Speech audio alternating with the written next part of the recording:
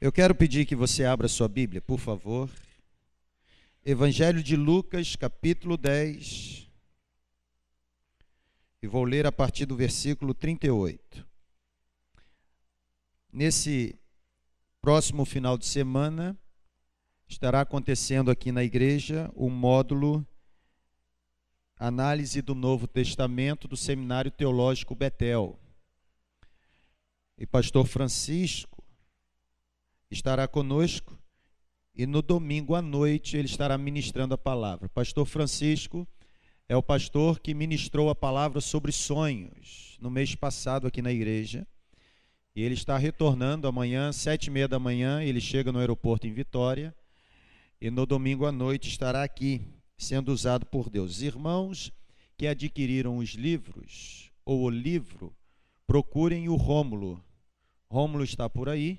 Procurem o Rômulo no final da celebração, tá bom? Que no próximo final de semana, pastor Francisco estará aqui. E, por certo, deveremos fazer a prestação de contas. Lucas capítulo 10, a partir do versículo 38. Diz assim o texto, conforme a tradução aqui à frente.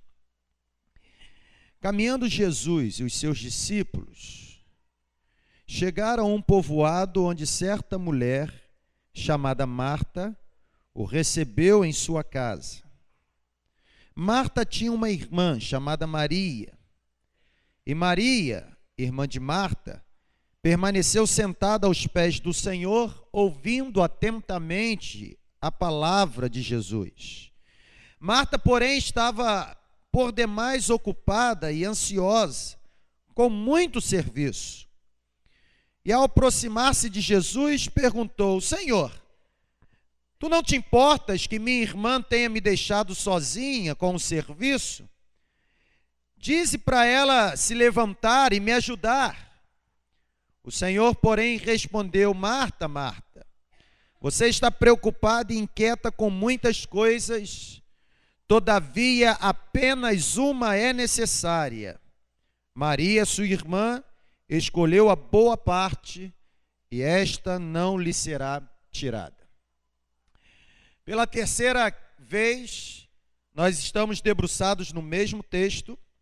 Nós estamos desenvolvendo uma série de mensagens sobre como ter um coração adorador no mundo tão atarefado, ou como ter o coração de Maria no mundo de Marta. E hoje nós vamos caminhar para a terceira mensagem. Eu me lembro que na primeira mensagem Deus nos deu a porção onde deixava muito claro que produção é diferente de adoração. Marta recebe Jesus e a sua comitiva, e agora ela está preocupada em preparar alguma coisa para servir a Jesus. O que Marta fazia era legítimo, o que Marta fazia era urgente, mas apesar de ser urgente, o que Marta fazia não era o mais importante. O importante era ouvir o que Jesus tinha para dizer. Por isso que na primeira mensagem, o Espírito Santo nos deu a porção onde nos dizia que na tensão entre o urgente e o importante, o que deve prevalecer na nossa vida não é o urgente, mas é o importante. Quinta-feira passada nós viemos para a segunda mensagem da série, está no Facebook da igreja, você pode acessar e ouvir se você perdeu. E Deus nos dizia que nós somos pessoas muito preocupadas. Jesus disse para Marta: Marta, você está por demais ansiosa e preocupada. E isso faz com que você esteja fadigada. Nós somos pessoas preocupadas. E saímos daqui com o nosso coração alegre, porque Deus apareceu para nós e nos disse que nós não fomos criados para preocupação. Aliás, Ele disse que nós fomos criados para buscar em primeiro lugar o seu reino, a sua justiça, e todas as demais coisas nos seriam acrescentadas. Nós não fomos criados para vivermos preocupados. Ele nos disse que nós devemos lançar sobre Ele tudo aquilo que inquieta o nosso coração, porque Ele tem cuidado de nós. Aleluia! Deus também nos disse que a única coisa que pode nos tirar, o único alvará de soltura capaz de libertar alguém da prisão, da preocupação, é a oração. Porque a oração faz com que devolvamos para Deus o problema. Ou seja, quando a gente ora, a gente não informa a Deus sobre aquilo que nos inquieta. Deus não é informado sobre os nossos problemas através da nossa oração. Antes da palavra nos chegar aos lábios, a Bíblia diz que Deus já conhece todas as coisas. Pastor, então para que a gente ora? Joanna Weaver diz que a gente ora para ter o nosso coração liberto da ansiedade. Porque quanto mais eu oro, mais eu coloco nas mãos de Deus aquilo que inquieta o meu coração. Amém, gente? Hoje eu quero pensar sobre esse versículo 42, quando Jesus diz para Marta: Marta, apenas uma coisa é necessária. Você está preocupada com tanta coisa, mas apenas uma é necessária. Essa expressão foi Jesus quem disse para Marta. Jesus disse para Marta que, diante de tanta coisa que tomava o seu tempo, naquele mundo tão atarefado, tão concorrido, tão agitado em que ela estava inserida, apenas uma coisa era necessária. Se você está aqui comigo, diga amém. Pega o papel e a caneta e comece a anotar. Conta-se a história, eu queria que você prestasse atenção nisso.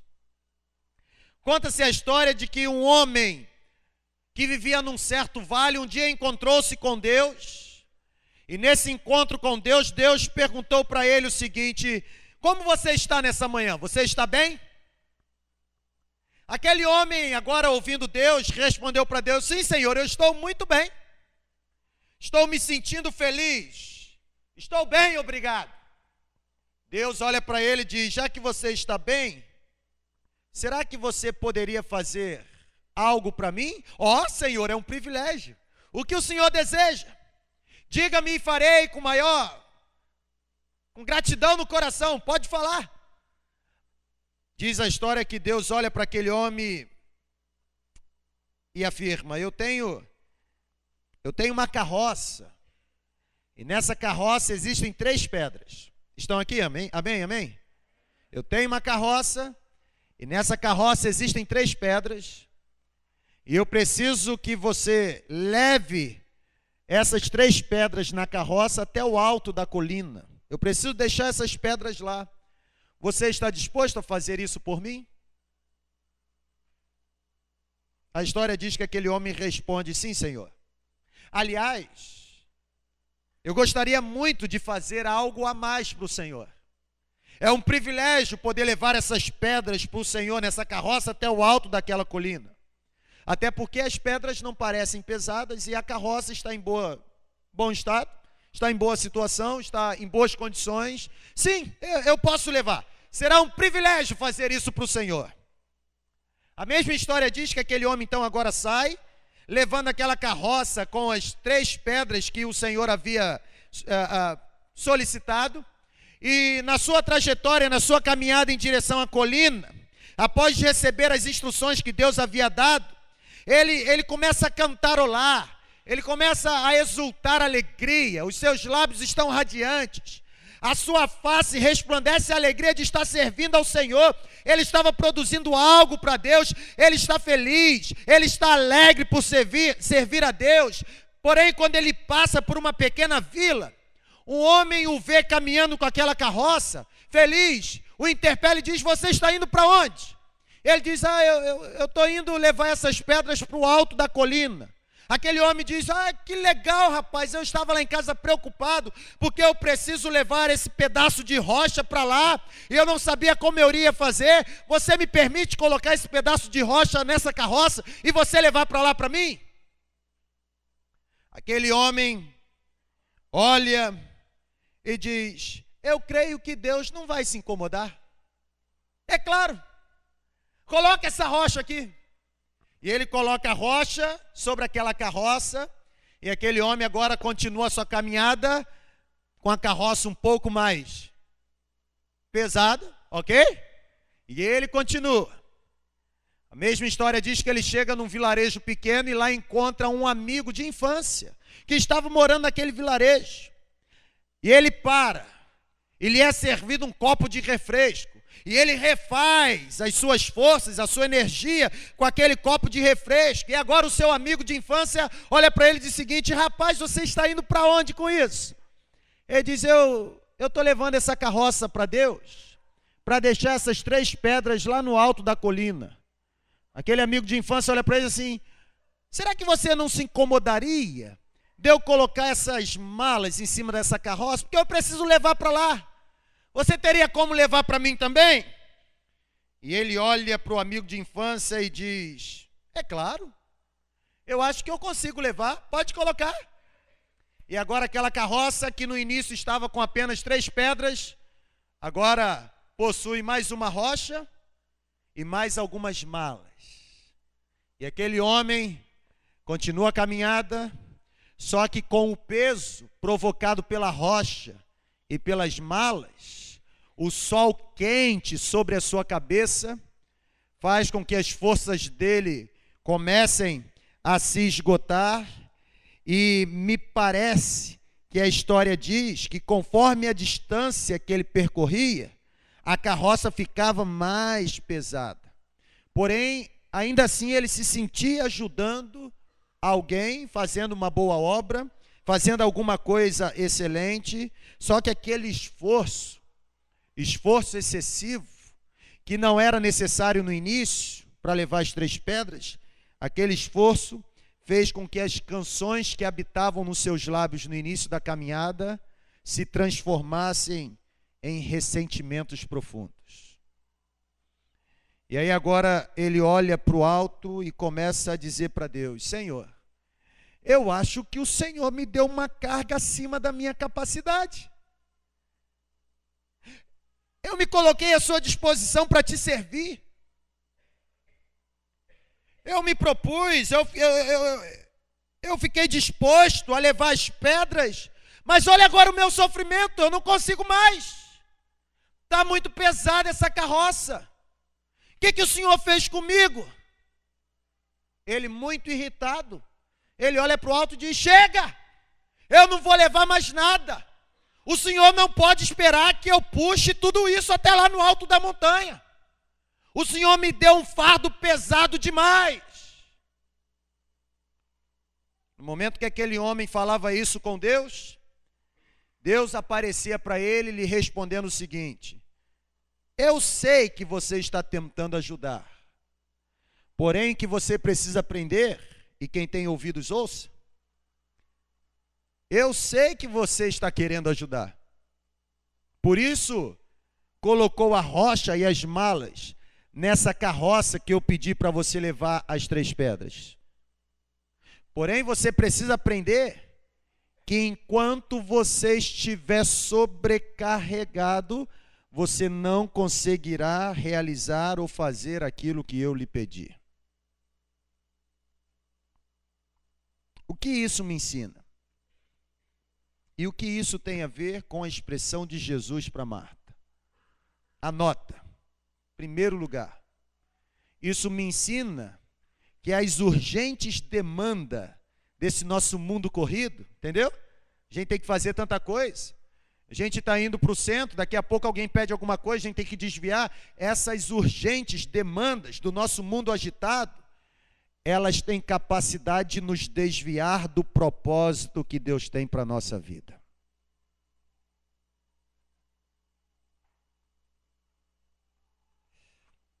Quando eu digo isso, eu chamo isso de envolvimento com aquilo que não é necessário. É o que Marta está fazendo. Marta está sobrecarregada. Esse homem puxando a carroça ficou sobrecarregado. E eu confesso, os irmãos, que de quando em vez eu também me sinto como este homem puxando pedras, sobrecarregado. É tanta coisa que a gente tem que fazer, é tanta coisa que a gente tem que produzir, é de tanta gente que a gente precisa dar conta, é tanta coisa que a gente precisa fazer. Irmãos, eu me sinto de quando em vez como esse homem, alguém sobrecarregado, alguém cansado, alguém trabalhando demais.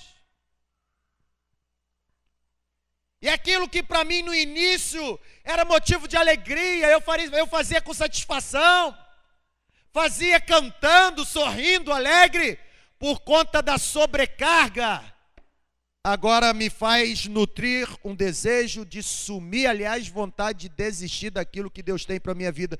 Tudo porque as demandas urgentes têm a capacidade de nos tirar do propósito de Deus para a minha vida. Você não pode ceder àquilo que é urgente. Você precisa aprender que apenas uma coisa é necessária. E não é necessário. Eu sei que a Bíblia diz que você precisa levar a carga do outro. Porém, você também precisa admitir que não existe nada mais difícil de suportar do que uma carga que não nos pertence. É terrível quando a gente começa a ter uma responsabilidade que não é nossa. Não foi dada por Deus para ser imposta sobre os nossos ombros. E isso acontece dentro da nossa família. Tios com a responsabilidade de educar sobrinhos. Responsabilidade de educar filho é dos pais, não é dos avós. Mas pastor, eu tenho que trabalhar, meu filho vai ficar com quem? Eu sei que é urgente alguém cuidar do seu filho, mas não transfira a responsabilidade. O propósito de Deus para a sua família é que a educação no seu lar venha através de você. Lá em casa às vezes acontece. De quando em vez, Eduardo e Mariana chegam lá dizendo o seguinte: não, porque lá na casa da vovó, eu já paro logo o assunto, falo assim, ops, espera aí. Casa da vovó é casa da vovó. E outra coisa, vovó, aqui ó, quem dá ordem para vocês, educação, direção, quem conduz vocês para o alvo é papai e mamãe. Simples. Porque a Bíblia diz que os filhos são herança do Senhor. O fruto do ventre, o seu galardão. Como flecha na mão do valente, é o filho na mocidade, bem-aventurado aqueles que enchem a sua aljava desses filhos. Ou seja, uma família abençoada é aquela onde os pais têm a capacidade de pegar a flecha, que são os filhos, e apontar certinho em direção ao alvo.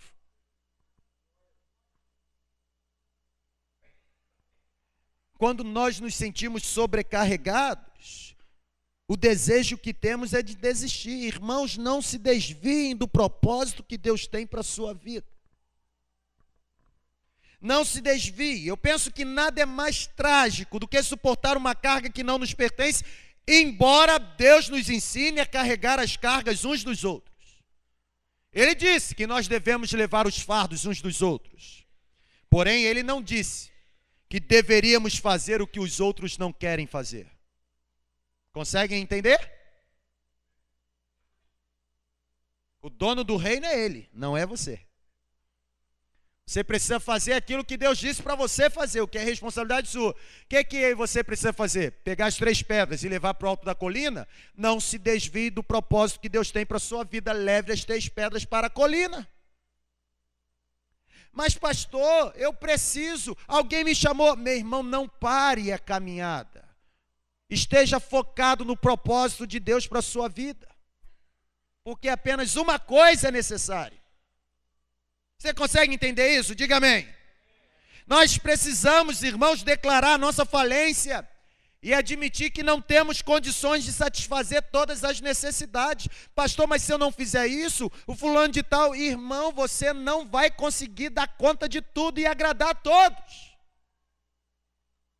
Eu sou um tipo de pastor que não sou popular. E os irmãos que são membros da terceira igreja sabem disso. Ponto final. Eu não sou popular. Por que eu digo que eu não sou popular? Porque eu não sou do tipo do pastor que fica batendo no ombrinho, entendeu? Dizendo o seguinte, poxa, cara, não. Ao mesmo tempo que eu estou sorrindo com você, brincando, jogando dominó, jogando bola, comendo churrasco, contando piada, na hora que você precisar ser exortado na palavra, você será, porque eu não posso me eximir da responsabilidade que Deus me deu de ser boca de Deus na sua vida. Você consegue entender? Eu não consigo agradar todo mundo. Teve uma vez que foi realizado um aniversário de uma criança em determinado local. E eu tinha um outro compromisso, já agendado, porque as pessoas, elas demoram convidar o pastor. E o pastor dos irmãos tem compromissos, graças a Deus por isso. E aí depois ela chega, com 15 dias, acha que o pastor tem que ligar para lá, desmarcar o compromisso para atender. Está errado. Como é que fica o pastor dos irmãos deixando furo nos compromissos? Estão entendendo? Sim ou não? Aí tinha um aniversário, eu não pude ir, eu tinha um outro compromisso. Aí falei, pastor Adonias, ir, ele foi. Na primeira oportunidade que eu tive de ver a família, eu perguntei para a pessoa assim, como é que foi o aniversário? A pessoa olha para mim e diz assim, se o senhor tivesse interessado, o senhor teria ido lá. Isso não é ovelha, isso é demônio. É sério. Porque ovelha que é ovelha não fala assim com o pastor. Aliás, ovelha que é ovelha sabe o que pastor representa para o rebanho. Isso é demônio. Vocês conseguem entender? Você não vai conseguir agradar todo mundo. Aliás, você não foi chamado para agradar todo mundo. Você foi chamado para fazer aquilo que Deus disse que você deve fazer. Amém ou não amém, irmãos? As urgentes demandas desse nosso mundo agitado têm capacidade de nos tirar do propósito de Deus.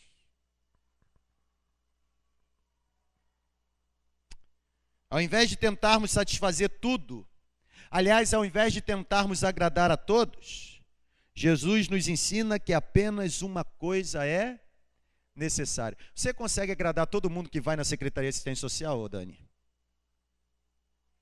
Não. O prefeito consegue agradar todo mundo? Não.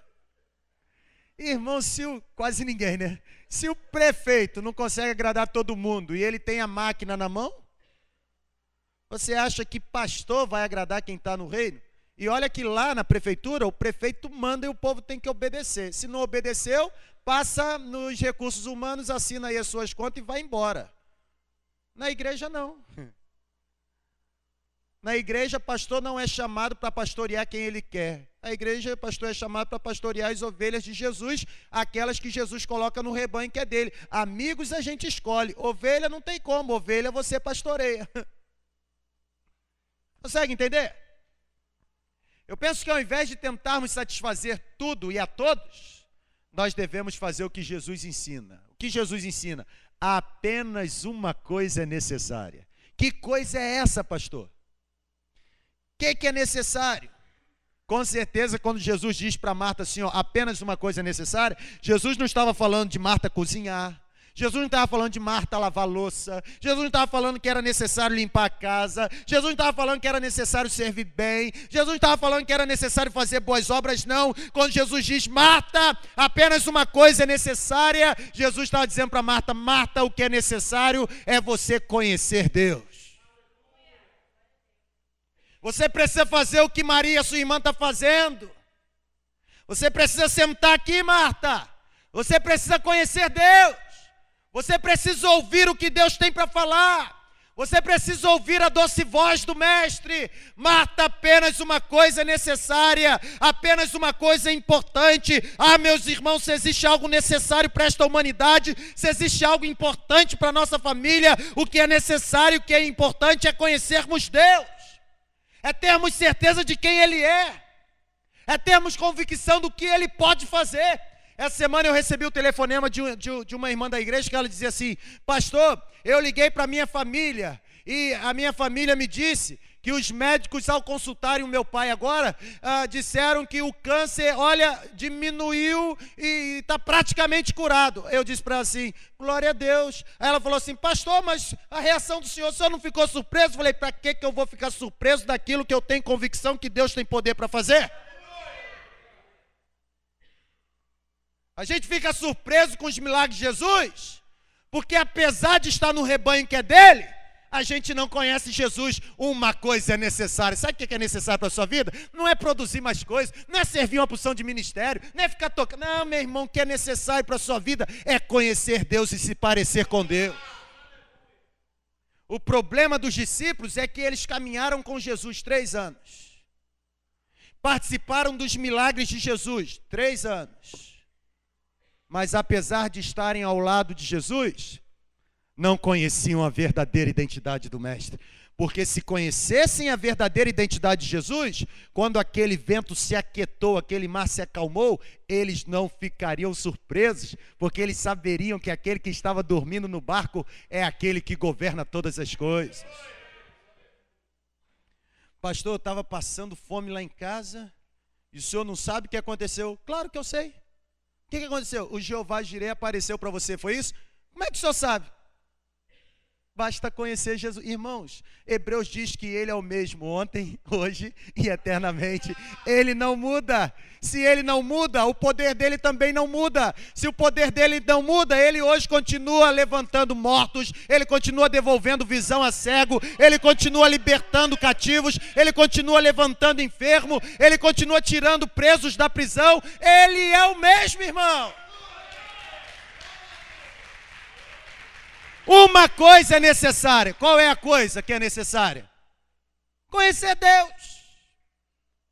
A gente sofre porque a gente não conhece Deus. Que fantástico. Como é que Deus é extraordinário, né?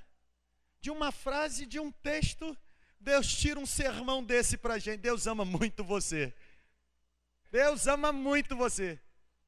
Porque eu confesso a vocês que ao olhar para esse texto, eu jamais seria capaz de enxergar isso tudo no texto. Deus ama muito você porque o Espírito que escreveu a Bíblia através dos homens é o mesmo que faz homens entender o que ele escreveu para abençoar você. Apenas uma coisa é necessária, você precisa conhecer Deus. Em primeiro lugar, conhecer Deus reduz minhas frustrações. Aprenda isso. Quem não conhece Deus anda frustrado. Quem não conhece Deus anda frustrado. Conhecer Deus significa reduzir as minhas frustrações. Irmãos, nós vivemos um tempo de pessoas frustradas, famílias frustradas. Talvez você seja alguém que esteja frustrado aqui dentro.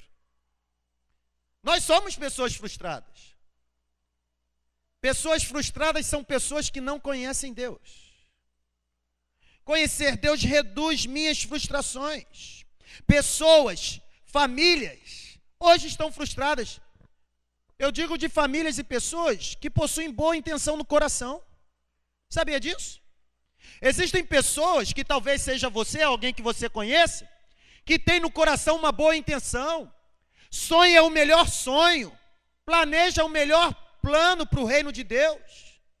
Pessoas que desejam produzir algo para Deus, mas que apesar dos excelentes sonhos, dos extraordinários planos, veem os seus planos ou sonhos fracassarem e se frustram. Se frustram. Eu fui alguém que um dia fiquei muito frustrado, porque eu ficava assim olhando para Deus dizendo assim: Senhor, para que o Senhor me deu o privilégio de estudar tanto? Tudo que eu estudei, tudo que eu aprendi, não posso colocar em prática. Eu me frustrei. Mas Deus apareceu para mim, aleluia. Deus me permitiu conhecê-lo. E o meu conhecimento acerca de Deus reduziu as minhas frustrações. Você pode ficar tranquilo, meu filho. Se os planos que você tem no seu coração para o reino estão fracassando, fica tranquilo, conheça Deus. Porque se você conhecer Deus, você ficará muito certo de que aquele que está no trono continua dominando toda a história, e na hora que ele quiser, tudo que está no seu coração transformar-se-á em realidade no reino de Deus. Os nossos sonhos fracassam. O fracasso nos torna pessoas frustradas. E digo mais, tudo que temos para o reino fracassa porque oferecemos a Deus o que imaginamos que Deus gostaria de ganhar, ao invés de pararmos e descobrirmos o que está no coração dele. Esse é o nosso problema. Eu digo isso porque, quer ver uma coisa? Nós estamos aqui, eu quando preparava esse sermão, e hoje eu pregava esse sermão lá no gabinete do pastor Daniel e para o Rômulo. Chegaram lá, na hora que estava estudando o sermão, eu falei: senta aí, deixa eu pregar o sermão para vocês. Aí eu fiquei pensando em mim mesmo, Igor. Eu fiquei pensando assim: rapaz, nós estamos com a visão e a missão da igreja, coisa fantástica. Entendeu? O povo chega e não entra no ônibus errado, porque todo mundo está na terceira igreja, sabe qual é a visão, é um lugar de esperança, sabe qual é a missão. A missão é exaltar ao Senhor, equipar pessoas, evangelizar pecador. Que legal! Nós estamos agora às portas de implantarmos as células. A expectativa do meu coração é que isso vai explodir, vai virar São Mateus de cabeça para baixo. Mas aí eu comecei a pensar assim, eu estou produzindo algo muito legal para o reino. É legal, não é, irmãos, para o reino? É boa intenção, não é para o reino? Mas será que eu já parei para pensar ou tentar descobrir se é isso que Deus tem para a terceira igreja? Estão compreendendo? Porque aí eu implanto, e aí a gente começa as células. E vai naquele negócio, daqui a pouco, ó, declínio. Aí eu me frustro. Mas por que eu me frustrei? Porque eu dei para Deus o que eu imaginava que Ele queria receber e não descobri o que está no coração dele. Conhecer Deus é descobrir a vontade dele. Conhecer Deus é reduzir as minhas frustrações. Conhecer Deus é caminhar em direção aos propósitos dele. Irmãos, nós precisamos ficar sentados aos pés de Jesus para adorá-lo, para conhecer Jesus. Precisamos conhecer Jesus ao ponto de ouvir acerca do que ele tem para falar, acerca da vontade dele para a nossa vida. Os discípulos se frustraram.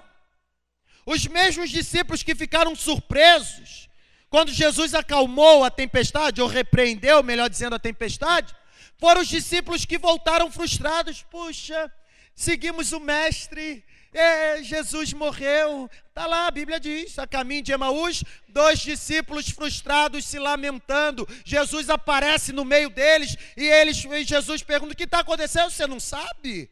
Jesus morreu. A nossa esperança acabou.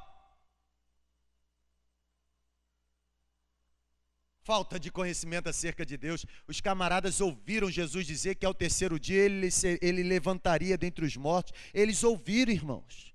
Não ouviram pelos lábios de um profeta, não. Ouviram pelos lábios de Jesus, o maior dos profetas. Mas ficaram frustrados. Entendeu? Jesus morreu. E agora? E agora que a gente não tem mais Jesus? Como é que vai ser?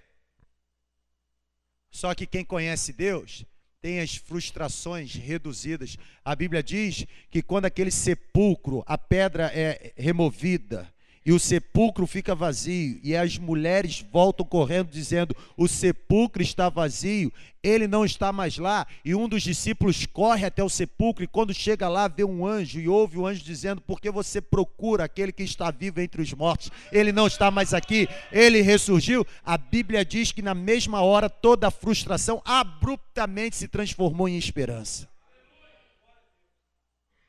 Conhecer Deus traz esperança para o nosso coração. Conhecer Deus, no segundo momento, nos torna pessoas dirigidas pelo Espírito Santo.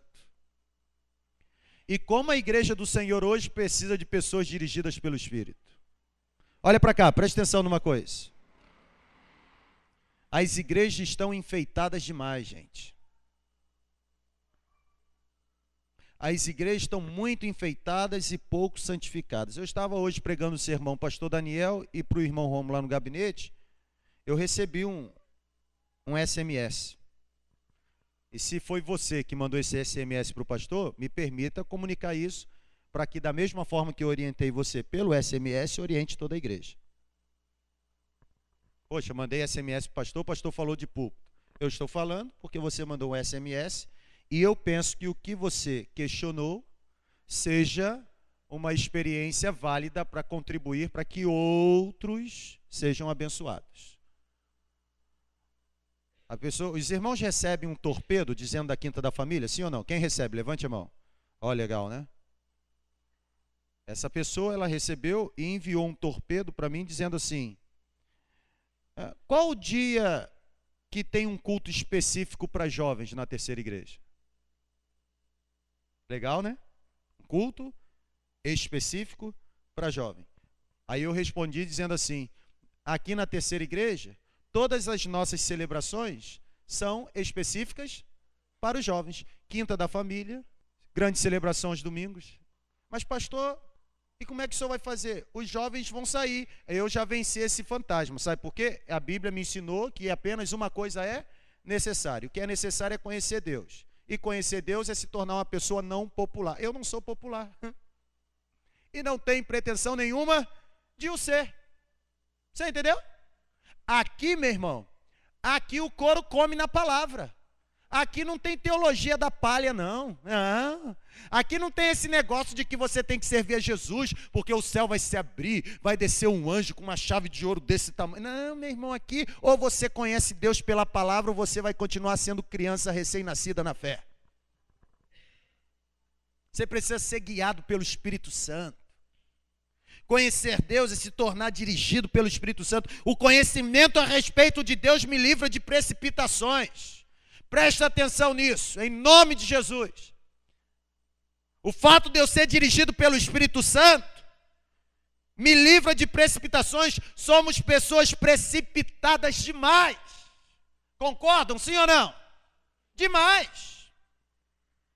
A Bíblia diz que uma coisa só é necessária. A única coisa necessária na vida de Marta, de acordo com Jesus, era ter comunhão com Ele, era conhecê-lo. Ser guiado, ser dirigido pelo Espírito Santo é estar sintonizado com a vontade de Deus. Ser guiado pelo Espírito Santo é levantar-se pela manhã e dizer para o Espírito o seguinte: vamos lá, Senhor, o que o Senhor quer que eu faça? Aí o Senhor vai responder. Aí agora você vai dizer assim: qual é a próxima etapa? Qual o próximo passo que eu devo dar? É assim, irmão. Quando a gente não é guiado pelo Espírito Santo, a gente cai no precipício. É um frenesi. Entendeu? Eu tenho que casar, não posso ficar sozinho. Você está louco, rapaz, você está louca, minha irmã. Vai ser guiado pelo Espírito, porque quando você for guiado pelo Espírito, fique tranquilo, porque a sua vida vai ser conduzida no local certinho. O GPS divino não falha não, meu filho, você pode ficar tranquilo. Se você tentar encontrar um endereço sem GPS no carro, você vai ficar perdido. Aí você vai ter que perguntar, e tem pessoas que até sabem onde é, mas por maldade no coração indicam um lugar totalmente oposto. Eu fazia isso quando eu não conhecia Jesus. O cara falava assim: onde fica a rua tal? Lá em Queimados, cidade turística do Rio de Janeiro. Aí dizia assim: onde fica a estrada Doutor Pedro Jorge? Eu explicava lá no início de Queimados, do outro lado, entendeu? De maldade, só para a pessoa se perder ainda mais. Quem não é guiado pelo Espírito Santo se perde, não consegue chegar nos lugares. Mas quem é guiado pelo Espírito, o GPS de Deus não sai de circulação, não fica offline, não perde o sinal do satélite. O GPS divino leva você no lugar certinho. Você precisa ser guiado pelo Espírito. Se você for guiado pelo Espírito, você não vai viver precipitado. Eu já fui precipitado em tantas coisas na minha vida. E a precipitação traz consequências dolorosas. Alguém aqui já foi precipitado em alguma área da vida? Eu espero que você, homem que está levantando a mão, não diga que foi precipitado para casar com essa mulher que está do seu lado. Né? Gente é precipitado. Ser guiado pelo Espírito é estar sintonizado, sincronizado com a vontade de Deus. Eu queria dar uma orientação para você: não permita que as circunstâncias desse mundo agitado sobrecarreguem você, encha a carroça de pedras, de malas, de rocha. Não permita que as circunstâncias deixem você cansado, não encha a sua carroça com pedras, caminhe em acordo com o que Deus tem para a sua vida. Porque se você fizer isso, você vai conhecer Deus. Você estará fazendo o que Jesus disse para Marta: apenas uma coisa necessária. Quero terminar dizendo: conhecer Deus, que é necessário, reduz as minhas frustrações, me torna dirigido pelo Espírito, e por último, conhecer Deus me faz sentir ojeriza, nojo pelo pecado. Que silêncio, maravilha divina. Cuidado com as igrejas que não estão pregando contra o pecado. Porque desde que Jesus veio ao mundo em forma humana, ele veio com a missão específica de redimir a humanidade da punição dos seus pecados. O que é necessário nos lábios de Jesus para Marta? Conhecer Deus. E conhecer Deus, ter comunhão com Deus, é sentir nojo pelo pecado. Sabe aquele negócio? De quando você passa por determinada lixeira, tem aquele cheiro horrível, você sente nojo, sente vontade de vomitar? Já aconteceu isso contigo? Aquela ânsia de vômito? É isso que acontece com aqueles que conhecem Deus. Sabe por quê, gente? Porque tudo que tira Deus do trono da nossa vida se torna pecado. Quando que um carro se torna pecado? Quando você agora só vive em função do carro e se esquece que Deus te deu um carro para que você seja generoso e abençoe outras pessoas. Quando que uma casa se torna pecado? Quando ela se torna coisa necessária na sua vida, mais importante. Eu sei que arrumar casa é legal e deve arrumar, porque uma casa bagunçada não é legal, né? Uma mulher relaxada não é legal. Eu sei que a casa tem que ficar arrumada. Só que mais importante do que arrumar a sua casa é ouvir o que Jesus tem para te dizer. Você precisa entender isso. Você fica parado em alguns estágios da sua vida porque você perde a oportunidade de ouvir o que Jesus tem para dizer. Deixa eu dizer uma coisa para você. A Bíblia diz que chegará o dia em que a humanidade sentirá fome e sede, mas não fome de pão, nem sede de água, porém fome e sede de ouvir a palavra. Vai ter o dia que você vai desejar chegar uma quinta da família para ouvir a palavra e não vai ter. Vai ter o dia que você vai desejar chegar um domingo de celebração para ouvir a palavra e não desperdice a oportunidade que Deus está te dando de permanecer assentado aos pés do Mestre, ouvindo o que a sua voz tem a dizer. Tudo que tira Deus do trono é pecado, a Bíblia deixa isso claro. Aliás, a Bíblia diz que Deus nos criou para que tivéssemos um relacionamento com Ele. É por isso que a Bíblia diz que todo cair da tarde Deus visitava Adão no jardim. Se Deus nos criou para termos relacionamento com Ele, e a Bíblia diz que o pecado causa ruído, ok? No relacionamento entre Deus e o homem, logo não há possibilidade de relacionamento com Deus com uma vida fundada no pecado. Você consegue entender isso, meu irmão? Diga amém. Quem conhece Deus sente nojo pelo pecado. Quem conhece Deus não vive na prática do pecado. Aliás, primeira carta de João, capítulo 5, versículo 18 diz: aqueles que são nascidos de Deus não vivem na prática do pecado. Continuam tendo a natureza pecaminosa. Continuam sofrendo com a tentação da carne. Mas para eles, o mais importante, aliás, uma coisa é necessário. O que é necessário? Necessário é satisfazer a vontade do Espírito e não alimentar a inclinação da carne. Ficar perto de Deus significa não conseguir esconder as minhas imperfeições, porque ficar perto de Deus significa estar perto de um Deus santo. A santidade de Deus traz luz, a luz de Deus não somente clareia, mas revela tudo que é errado e desagradável na minha vida. Quem conhece Deus, o Espírito fala. Quem conhece Deus, vê Deus aparecer. Não vai por aí não, meu amigo, isso vai levar você para a cova.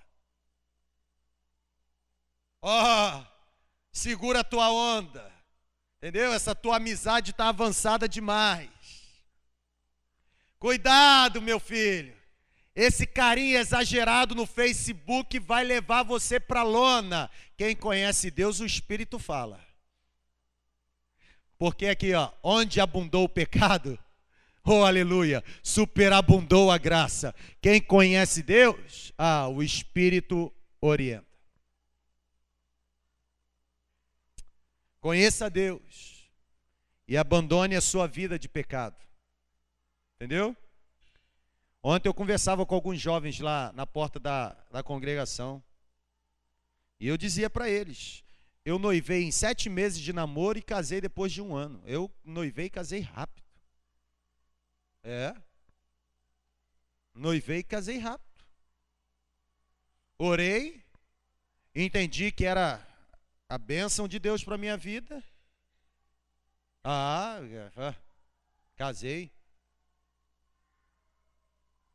Óbvio que eu podia casar. Eu podia sustentar a minha mulher. Nunca morei dentro da casa dos meus pais e nunca morei dentro da casa dos pais da minha esposa. Porque a Bíblia diz que o casamento é o homem deixar seu pai e sua mãe, se unir à sua mulher e os dois se tornarem... Diga amém aí, irmão.